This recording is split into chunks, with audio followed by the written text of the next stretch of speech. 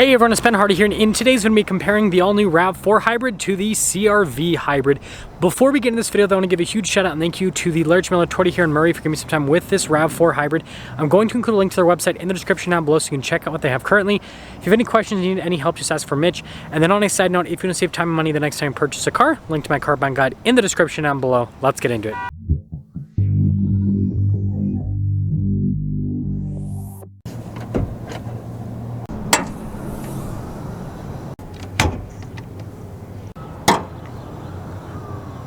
Powering the CR-V hybrid is a naturally aspirated 2-liter 4-cylinder that's paired to a CVT and a hybrid system. Total system output is 204 horsepower and then 247 pound-feet of torque, with fuel economy being 40 around town and then 34 on the highway. Powering the RAV4 hybrid is a naturally aspirated 2.5-liter 4-cylinder that's paired to an eCVT and a hybrid system. Fuel economy is 41 around town and then 38 on the highway, with power outputs being 219 horsepower combined.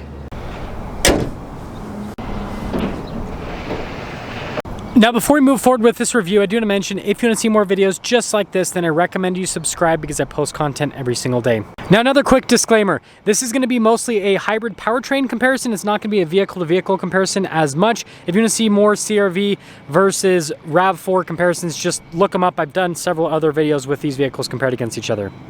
Now, with the CR-V, there's nothing on the front end to signify this is a hybrid, even though it has those interesting things that look like exhaust tips at the bottom. It's all normal. RAV4, however, has some blue in the Toyota logo, and that's how you know it's a hybrid. And then in the back of the CR-V, you do have a hybrid badge, so that's the only way you can tell this is a hybrid. The RAV4, you also have a hybrid badge, but then again, the Toyota logo also has some blue.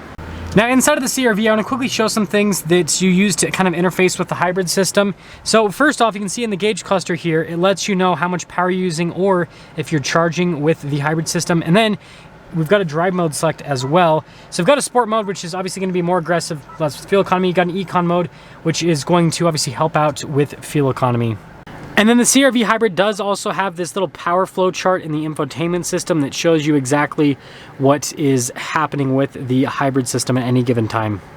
Now, inside of the RAV4 hybrid here, we have a pretty similar situation here in the gauge cluster where it lets us know if we're getting good gas mileage, if we're charging, if we're in the power, and then also got a little thing up there that says EV, which is pretty neat. And then we do have an eco mode just like the CR-V. We also have like a sport mode, trail mode, all of that stuff. But eco mode to, obviously help out with efficiency. And then just like the CR-V, the RAV4 hybrid does also have this little energy flow chart, which is pretty cool. And this little button for the EV mode. Now, when it comes to pricing, well, it's just going to depend on the exact package you add on both of them. But the hybrids that I most commonly see ordered to dealer lots are the more loaded up ones with each of the cars. And those are both usually around $40,000 with the price.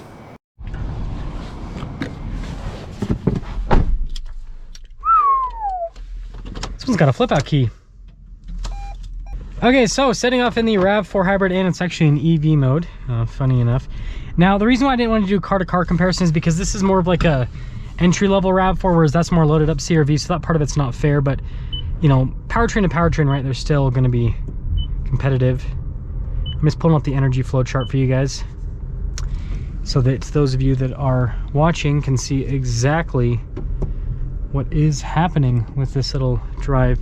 Now, I've had quite a bit of time with both of the vehicles, both these hybrids, and I can tell you when it comes to like drivability, they're actually both really good. So with focusing here on the RAV4, since we're driving the RAV4, I mean, it's super seamless with the transition between having the engine on and off with this vehicle.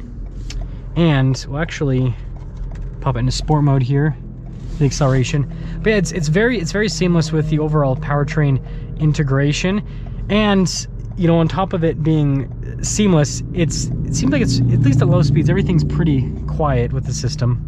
Well, we can actually get up and move now, so we'll get a better acceleration up here in a moment, but I'm paying very close attention to the transmission, kind of how that responds under acceleration. Yeah, overall system's really seamless. Woo!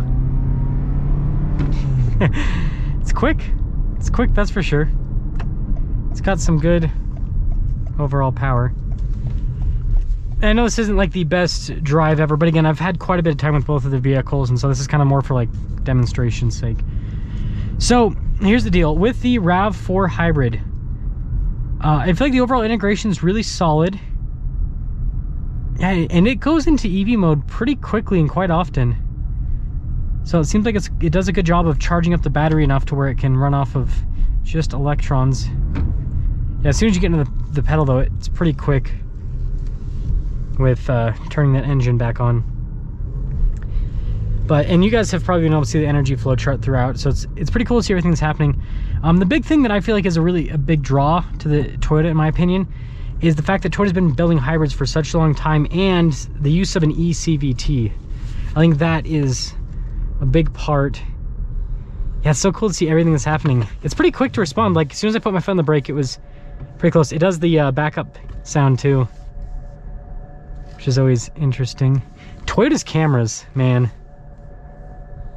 Sometimes it's kind of hard to tell exactly where I am. Yeah, not too bad, honestly. But yeah, with that being said, let's go hop in the CR-V hybrid. Well, starting off in the CR-V hybrid. Interesting. I've got it in the B mode. It actually goes into regen pretty fast. But anyways, right off the bat, here's what I'm noticing is it seems like Honda's kind of tuned this more towards performance in a sense.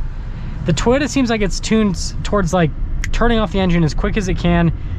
And I think that's why, maybe part of the reason why it gets better fuel economy than this. But this, it has more of a punch to it. Got it in the sport mode here. Of course, we got tons of traffic yet again. And I'm so unlucky. But some other stuff, I guess I will mention this because I've reviewed loaded up CR-Vs and loaded up RAV4s. I do really like the new CR-V interior. It feels more kind of luxury based, whereas the RAV4 interior kind of feels more utilitarian. It's a little bit more plasticky, kind of, in a sense. And yeah, as soon as that happens, I guess this will give us a good like stop acceleration. Okay, well, we'll get our acceleration here with the CR-V. Interesting sound. It almost sounds like audio is being piped in with CR-V, interestingly enough. We'll do another acceleration here just so we can kind of fully compare to the RAV4. Huh. Interesting. I think the RAV4 has more of a punch right off the bat, whereas the CR-V seems like it pulls harder, while you're, once you're up and moving.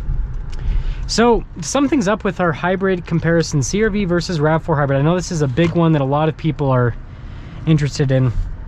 And when I said earlier, I think that definitely kind of, I think it applies pretty well. This, again, like I said, it seems like it's tuned more towards the performance side, whereas with the RAV4, it seems like it's tuned more towards fuel economy.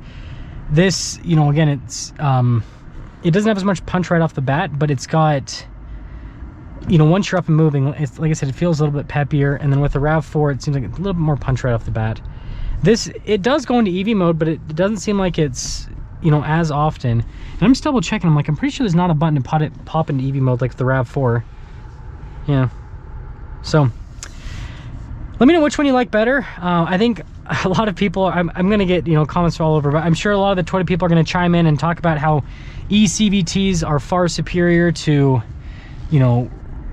non-EC to regular CVTs rather. Apparently I just had a big brain fart there, sorry about that. But yeah, there are Toyota people I know are going to talk about the eCVT, which, it's a really good argument to make. The fuel economy is more on the Toyota. So yeah, I think if you're looking for like the best, in terms of, the most advanced hybrid technology, the Toyota still provides that. It gets the best fuel economy. But if you want a little bit more performance oriented, and if you like the CR-V platform more, right, you like the more luxury feel this has the interior, then yeah, the CR-V hybrid is going to make more sense. But let me know which hybrid you'd go, RAV4 or CR-V.